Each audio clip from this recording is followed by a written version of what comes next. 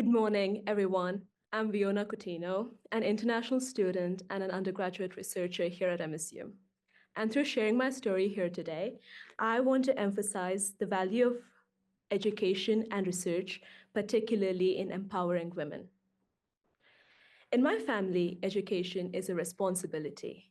Every woman in 3 generations has graduated with a bachelor's degree. Every woman in 2 generations has completed a postgraduate degree. To share why education is so deeply important to me, let me share with you my background and culture. So this is Chikmagalur, my hometown in India. It's India's largest producer of coffee.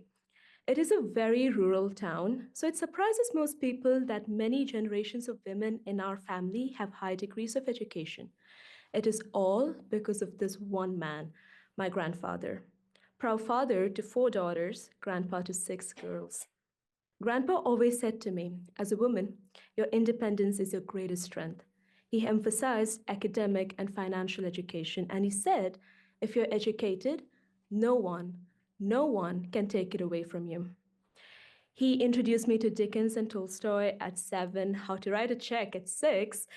He would, he would talk endlessly about Nobel laureates and fondly call me by the names of strong women leaders in politics.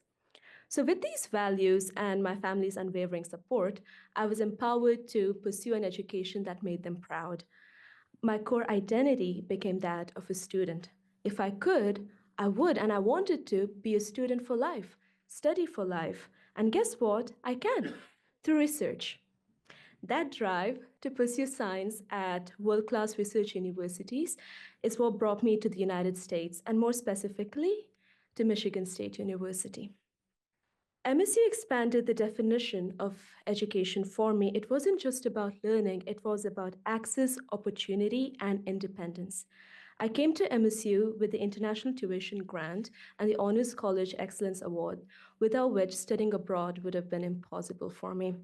This university didn't just accept me, it invested in me. MSU is also the only university that offers a major in genomics and molecular genetics, the niche field that is my passion. But what truly sealed the deal for me was being offered the professorial assistantship program through the Honors College. That role combined education with financial independence, fulfilling the very values my grandfather instilled in me. My research career launched early, and in the past 3 years, I have been so privileged to work with and learn from many admirable people on very exciting fields, from epidemiology and public health to generating heart organoids to replacing animal models to designing and genetically engineering my own protein tools to study disease and cloning, like Dolly the sheep. Yes, you heard me right. I have worked with Dr. Jose Sibeli for 2.5 years at MSU's cellular reprogramming laboratory. It was incidentally his research that brought me to MSU. I had read several of Dr. Sibeli's papers as a curious high school student, and today I work with him. Essentially, the question our lab asks is, how can we make more clones? Theoretically, it is so simple. You're 50% your maternal makeup, and 50% of you comes from your paternal side. If you want to clone, you would want 100% of your genetic makeup. So you do this by enucleating an egg cell, essentially removing its nucleus. And then you take your donor cell of interest and you transfer its nucleus into this empty egg cell that you created and watch it grow and develop. That's it. That is the theory of cloning. Yet, Dolly was 34 years ago and we haven't made much progress in cloning. So this beautiful image on the left is a photograph of a zebrafish embryo taken from my experiment.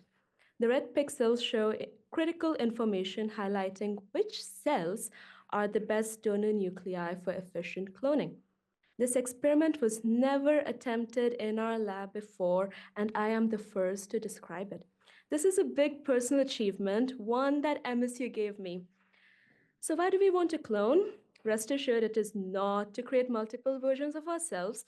Instead, it is one of its most important application is regenerative medicine. In fact, in my PhD studies, I will explore how to regenerate healthy lung tissue, allowing us to help patients repair damage caused by lung disease. So, carrying this wealth of experiences, I returned home after my first year and found one of my friends, also 18 at that time, had had an arranged marriage to a 30-year-old man. She had wanted a degree in psychology. Her family would only allow her to study if she got married. She hoped, with strong conviction, that her husband's family would let her study if she wouldn't look me in the eye as she spoke with me. That moment changed me. I realized what opportunity meant, and more importantly, what access to opportunity entailed. Then, studying abroad in the US no longer felt like a personal pursuit. It became a responsibility. I wasn't studying just for myself anymore. I was studying for all the girls who dreamed of an education but didn't have the access or freedom to pursue it. So I carry that with me in everything I do. This is my motivation to study hard, yes, to keep my grades up, but that's not enough. I want to advocate for education. So I represented MSU as a panelist at the Berlin Science Week to find ways to include more women in STEM leadership. The success of this discussion in reaching masses gave me an insatiable desire to do more. In only 3 years, MSU has greatly impacted me, and as I graduate in 2 weeks now, I hope to leave an impact behind. That brings me to SPARC, Student Papers in Academic Research Collaborative, which I founded with other ambitious Spartans to launch MSU's first undergraduate research journal. Spark is a platform that highlights student ambition in all its shape and forms. We have a photojournalist who produced a documentary of how it all began. We have a podcast with two very fun and creative gentlemen who want to make academia less intimidating and more fun for college students. We also host bi weekly journal clubs to mimic grad school life, starting right at the undergrad level. And this isn't all. Our biggest achievement is in just 5 years, we launched our inaugural issue on March 15th, 2025 at the Broad Art Museum. I hold it in my hand as I speak. While we could only afford to print 25 copies, this journal is a testament to what we are capable of doing if we set our minds to it.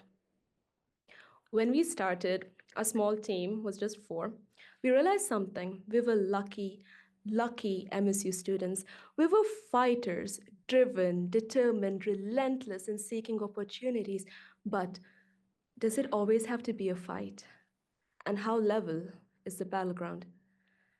Now we're a small team of just 13, yet we represent 9 countries, speak 16 languages amongst ourselves, and we belong to 7 different colleges at MSU. We are as diverse as this university itself, and together we have built something that proves one thing: investing in undergrads is worth it. Even in my own personal story, I came to MSU when I was 17. It was my first time leaving India. I came alone because it was too expensive for my family to travel with me. And I didn't have a working phone. I had very little money in my pocket and none in my bank account. But fast forward 3 years, I've paid my spring tuition all on my own. I came here expecting regular college classes, but I'm leaving with having presented at 11 conferences, speaking on 6 panel discussions, appearing on a scientific podcast, and even today, right here, right now, I'm advocating for other students like me, all because MSU believed in me. So I leave you with this: undergraduate research is worth it. Thank you for investing in me and others.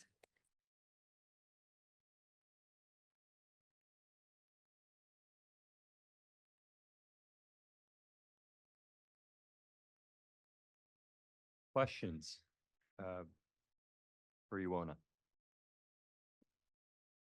I got you. First off, in my 6 years as a trustee, that's the first standing ovation. Doug Gage, could you agree with me for someone that's come and presented? So that speaks volumes. Very impressive, Veona. I can only say that you are inspiring. I can hear it in the passion that you have to change the community in which you come from. And I wish you the most success. I mean, you make me proud Thank of you. what our undergraduates are achieving. Thank you. Thank you so much. Thank you, really. Yes. Is there an electronic copy of the magazine we might be able to get a hold of? Yes. In fact, our initial intention was to have it all digitally accessed so anyone can access it.